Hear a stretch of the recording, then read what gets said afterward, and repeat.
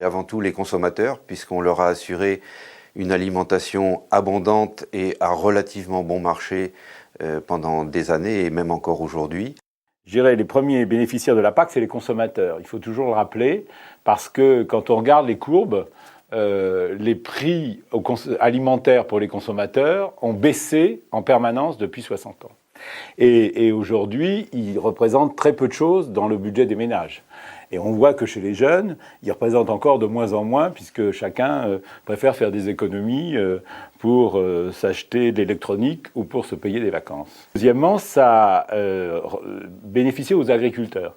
Parce que ce qui s'est passé, c'est qu'on a assuré la mutation d'une énorme population d'agriculteurs en 1945, à un petit nombre aujourd'hui d'agriculteurs, tout en maintenant leur niveau de vie, et des niveaux de vie comparables au reste du niveau de vie de la population française. Et la PAC m'amène une sécurité de chiffre d'affaires qui fait que je suis capable, partiellement, de couvrir mes charges.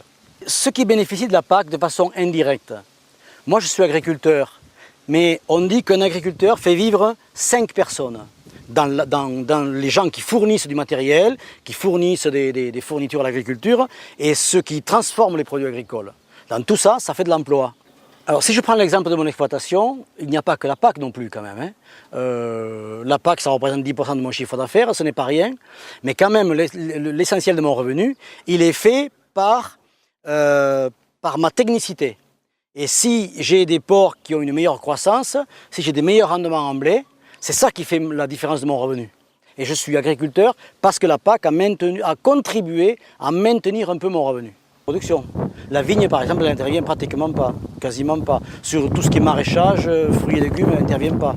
Sur les productions animales, comme les porcs, les canards, elle n'intervient absolument pas. Elle a un effet indirect sur les porcs et les volailles, puisque les porcs et les volailles sont des consommateurs de céréales. Et que si les céréales sont moins chères, la viande de porc et de volaille sera moins chère. C'est tout.